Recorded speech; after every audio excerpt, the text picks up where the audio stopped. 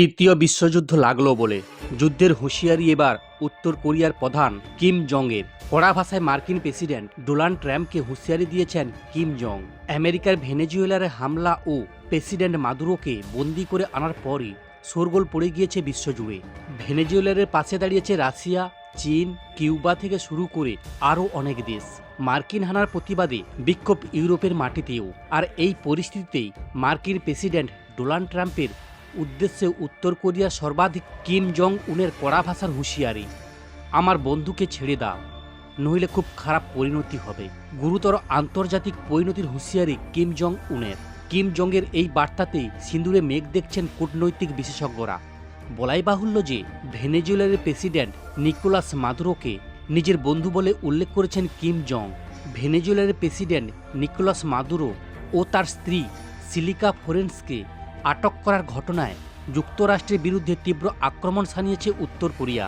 উত্তর কোরিয়ার একনায়ক Kim Jong উন যুক্তরাষ্ট্রকে খোলা হুঁশিয়ারি দিয়েছেন। তিনি বলেন, এই ধরনের কাজ গোটা বিশ্বকে সংঘাতের মুখে ঠেলে দিতে পারে।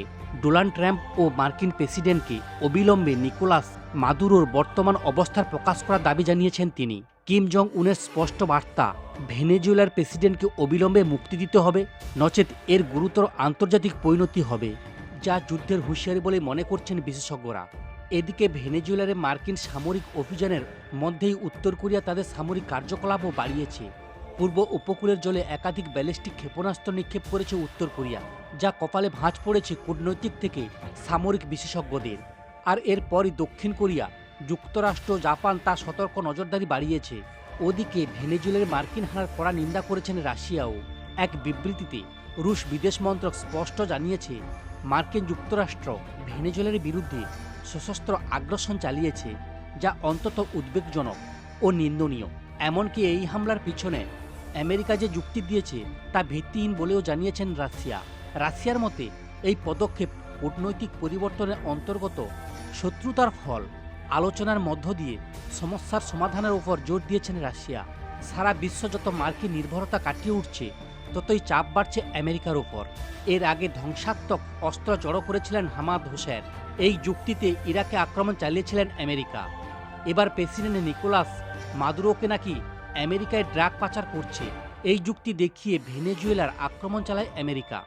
ঘরে ঢুকে ভেনেজুয়েলার প্রেসিডেন্ট মাদুরো ও তার স্ত্রীকে তুলে নিয়ে যায় মার্কিন সেনাবাহিনী ডেল্টা ফোর্স। অভিযোগ, ভেনেজুয়েলা যুক্তরাষ্ট্রে কোকেন পাঠাতো, ভারী অস্ত্র ও বিপজ্জনক সরঞ্জাম মজুত করেছে, মাদক ব্যবসার টাকা দিয়ে সন্ত্রাসবাদীদের সাহায্য করছে। যদিও বিশেষজ্ঞরা বলছেন অন্য কথা।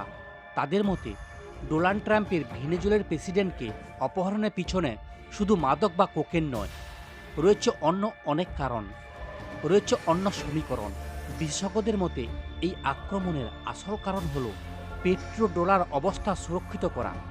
প্রেসিডেন্ট হুগো চ্যাভেসের সময় থেকেই ভেনেজুয়েলা পুরনো পেট্রো ডলার ব্যবস্থাকে চ্যালেঞ্জ করতে শুরু করেছিল, যা যুক্তরাষ্ট্র মেনে নিতে পারেনি। ভেনেজুয়েলার তৈল সম্পদ দখল ও নিয়ন্ত্রণ করাই ট্রাম্পের উদ্দেশ্য। কারণ সম্প্রতি ট্রাম্প বলেছেন যে কয়েক বছর আগে সম্পদ জাতীয়করণের মাধ্যমে ভেনেজুয়েলার আমেরিকার তেলের অধিকার কেড়ে নিয়েছে। ট্রাম্পের এই কথা থেকেই বোঝা যায় তিনি ভেনেজুয়েলারে তৈল সম্পদের ওপর আরও মার্কিন কোম্পানিগুলির নিয়ন্ত্রণ প্রতিষ্ঠান করতে চাইছে। সমস্ত খবর দেখতে এই চ্যানেলের সঙ্গে থাকুন। ধন্যবাদ।